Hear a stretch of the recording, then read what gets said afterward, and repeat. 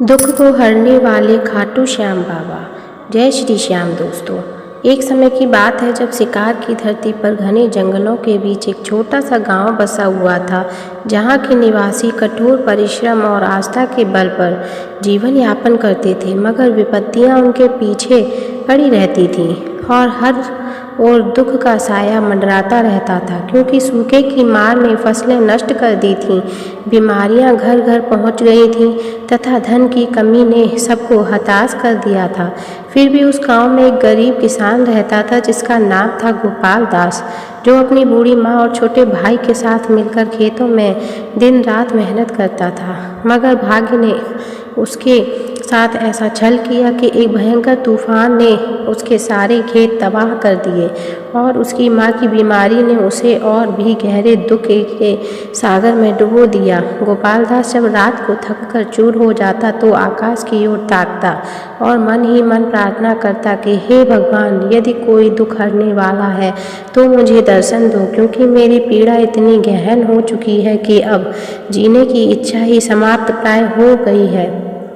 और इसी आर्तनाद में एक रात उसे स्वप्न आया, जिसमें एक सुंदर बालक स्वरूप में श्याम सुंदर प्रकट हुए, जिनकी आंखें कमल के समान खिली हुई थीं। वेणु बजाते हुए मुस्कुरा रहे थे तथा उनके चेहरे पर इतनी करुणा झलक रही थी कि गोपाल दास की सारी पीड़ाएं विलीन हो गईं।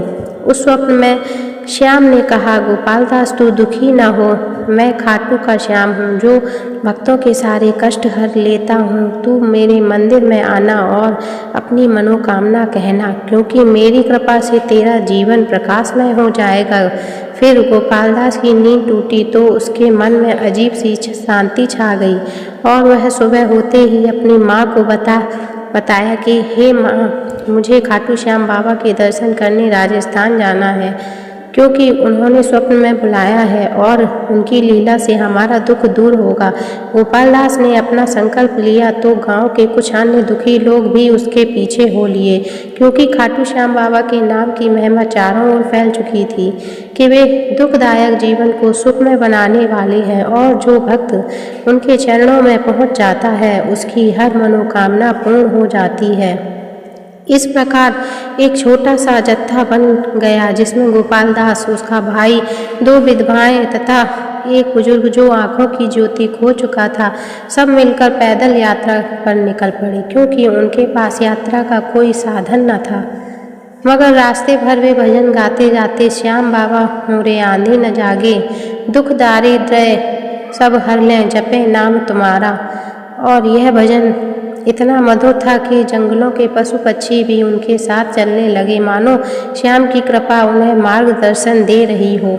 यात्रा कठिन थी, क्योंकि रेगिस्तानी इलाकों में पानी की कमी थी, रातें ठंडी और भयावह थी तथा डाकुओं का भय सताता रहता था। मगर गोपाल दास का विश्वास अटल था। वह सबको कहता रहता कि हे साथियों, श्याम बाबा हमारा ध्यान रखेंगे, क्योंकि वे तो बालकों के स्वरूप में दुख हरने वाले हैं और उनकी एक झलक से ही सारे संकट मिट जाते हैं। एक रात जब वे एक सूखे कुएं के पास रुके तो पानी का एक बूंद भी न थी और सब प्यास से व्याकुल हो रहे थे। तभी गोपाल दास ने श्याम का स्मरण किया और एक लंबा भजन गाया, जिसमें उसने अपनी सारी पीड़ाएं बयां की तथा प्रार्थना की कि हे खाटू वाले श्याम, यदि तू सच्चा दुख भंजन है तो इस प्यासी यात्रा में जल प्रदान कर दे, क्योंकि तेरी भक्ति के आगे प्रकृति भी नतमस्तक हो जाती है। अचानक चमत्कार हुआ, कुएं में जल उमड़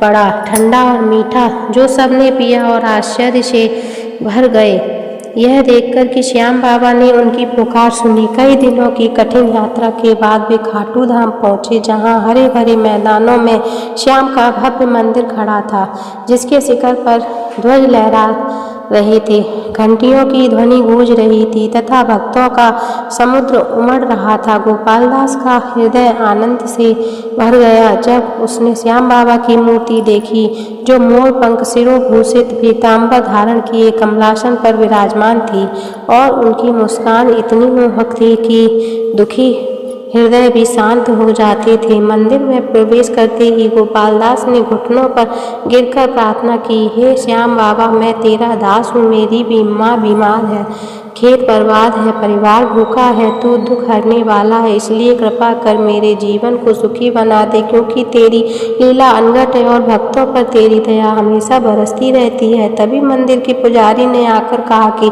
गोपाल दास तू भाग्यवान है, क्योंकि आज श्याम बाबा का विशेष दर्शन हो रहा है और जो भक्त सच्चे मन से आता है उसके दुख भी स्वयं हर लेते हैं। इस प्रकार गोपाल दास को विशेष आरती में शामिल किया गया, जहाँ श्याम के चरणों में रखे प्रसाद को ग्रहण करते हुए उसे लगा जैसे श्याम स्वयं उसके कंधे पर हाथ रखकर कह रहे हों, चिंता मत कर, सब ठीक हो जाएगा। खाटू से लौटते समय गोपाल दास को एक और चमत्कार का अनुभव हुआ। जब रास्ते में डाकुओं ने उन्हें घेर लिया और लूटने को उद्यत हो गए, मगर गोपाल दास ने श्याम का नाम जपना शुरू किया, जय खाटू श्याम, जय खाटू श्याम। तो डाकुओं के हृदय में अचानक करुणा जागी। वे गए और एक ने तो कहा कि भाई हम भी श्याम भक्त हैं, आज से लूटना छोड़ देंगे। यह श्याम की शक्ति थी जो हिंसक हृदयों को भी शांत कर देती है। गांव पहुंचते ही गोपाल दास ने देखा कि उसकी माँ स्वस्थ हो चुकी थी, खेतों में हरी फसल लहलहा रही थी और भाई ने नया व्यापार शुरू कर दिया था। सब चमत्कार से आश्चर्यचकित थे और गोपाल दास ने गांव वालों को खाटू श्याम की महिमा सुनाई कि वे दुख को हरने वाले हैं और उनकी भक्ति से असंभव भी संभव हो जाता है। उसके बाद गोपाल दास का जीवन सुखमय हो गया। वह प्रतिवर्ष खाटू जाता और भक्तों को प्रेरित करता कि यदि जीवन में दुख का पहाड़ टूट पड़े तो श्याम का स्मरण करो, क्योंकि वे बाल स्वरूप में भी विश्व के पालक हैं और उनकी एक दृष्टि से ही कष्ट नष्ट हो जाते हैं। एक अन्य भक्त की कथा भी प्रसिद्ध हुई जो एक व्यापार में दिवालिया हो गया था। उसका नाम था रामू, जो अपनी पत्नी और बच्चों के साथ भटक रहा था, मगर श्याम की भक्ति में डूब गया और खाटू पहुंचकर प्रार्थना की, हे बाबा मेरी दशा सुधार दे, क्योंकि तू तो धन धान्य का दाता है तथा दुखियों का सहारा है। श्याम ने स्वप्न में उसे धन का स्थान बताया जहाँ गुप्त खजाना मिला और रामू अमीर बन गया। यह चमत्कार सुनकर और अधिक भक्त आकर्षित हुए। खाटू श्याम की महिमा ऐसी है कि एक स्त्री जो पुत्रहीन थी वह भी उनके चरणों में पहुंची और वचन दिया कि यदि पुत्र प्राप्ति हुई तो जीवन भर भक्ति करूंगी। श्याम ने कृपा की और उसे सुंदर पुत्र प्राप्त हुआ जो बड़ा होकर श्याम मंदिर का सेवक बना। इसी प्रकार एक नेत्रहीन बुजुर्ग को दर्शन मात्र से दृष्टि प्राप्त हुई और वह कहता रहा कि श्याम की ज्योति ही सच्ची ज्योति है जो अंधेरे को मिटा देती है। इन सभी कथाओं से सिद्ध होता है कि खाटू श्याम बाबा सच्चे दुख हरने वाले हैं। उनकी भक्ति में डूब जाओ तो जीवन का हर कष्ट हर लिया जाता है। जय श्याम बाबा, जय खाटू वाले, जय श्री श्याम, जय श्री श्याम, जय श्री श्याम।